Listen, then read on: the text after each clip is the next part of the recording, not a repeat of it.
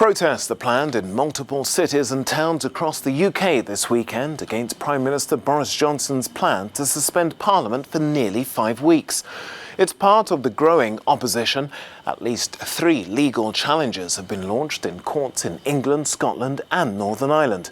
The former Tory Prime Minister, John Major, along with Deputy Labour leader Tom Watson, threw his support behind the action being taken by anti-Brexit campaigner Gina Miller in London. On Friday, a Scottish court rejected a request by more than 70 MPs for a temporary block to the suspension that will now be heard on Tuesday. UK and EU negotiating teams, meanwhile, have agreed to step up talks to try to avert a no deal. But Mr Johnson says Brussels is taking his warning seriously that the UK will leave without a deal on October the 31st.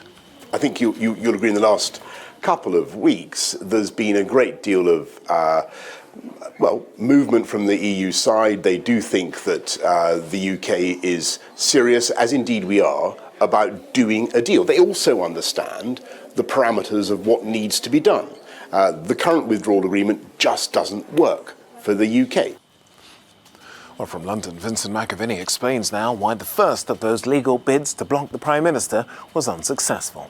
This group of around 75 cross-party MPs were trying to get an interim injunction, but the Scottish judge ruled this out, saying that because the case was going to be heard next week in time for when Parliament is set to prorogue on the 9th of September, there would be enough time then to look at this case properly. But separately, the former Prime Minister, a former Conservative Prime Minister, Sir John Major, has taken the unprecedented step of joining a legal action against a sitting Conservative Prime Minister, Boris Johnson, to try to prevent him from doing this. So that is the legal side that's going on. Over the weekend, we'll be seeing protesters up and down the country on the streets. They're expecting thousands to march against what they're calling a coup by Boris Johnson in Parliament. And then, of course, the opposition parties will continue to have their meetings to figure out the best strategy for next week when Parliament returns from the summer recess. They're looking at doing 2 things, either separately or simultaneously. The first is to bring some emergency legislation to block the UK from leaving on the 31st of October without a deal and to get an extension. And the other is to try to get a no confidence motion in the government, which would then lead to a possible snap election. What they need to do, though, is get enough Conservative Party members on board, the likes of Ken Clarke, Dominic Grieve, to join with them, because the Prime Minister only has a majority of 1. There are some MPs, though, who are now independents or even possibly Labour ones, like Kate Hoey, who might vote with the government. So they'll need a handful of Conservative MPs to come on board, and it's not clear whether they've got that yet. But one thing is for sure: when Parliament returns from its long summer recess next week, it is going to be quite the showdown, and it will really stretch all of the procedures in the Parliament and everyone's constitutional knowledge right to the limit. Well, while MPs in Britain explored legal avenues to prevent the suspension of Parliament, protest groups are planning their own action. That includes nationwide demonstrations this weekend. Well, for more on this, we're joined now by Dr. Luke Cooper of the pressure group Another Europe is Possible. Well, thanks for joining us here on the programme. Are you more angry over Boris Johnson's threat to leave the EU without a deal, or his suspension of Parliament?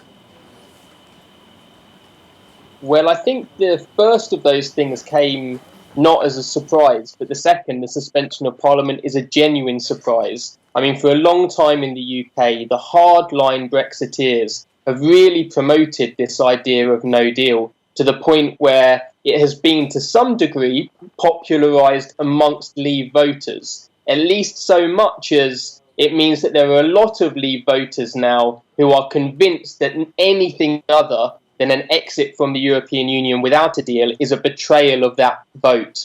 And the suspension of Parliament, I didn't see it coming. It's a shocking eventuality to happen in the UK, and it means that our executive is running roughshod over a basic democratic principle, and that is that Parliament, the legislature, should be free to scrutinise and hold the executive to account. So this has become something which is about democracy and not just about Brexit. We've seen similar protests in the past, albeit over Brexit. Do you really think that this one is going to make a difference? I think it's already made a difference, actually. And I think what Johnson was trying to do was to present his position in the run-up to a potential general election, which looks very likely could happen as soon as next week.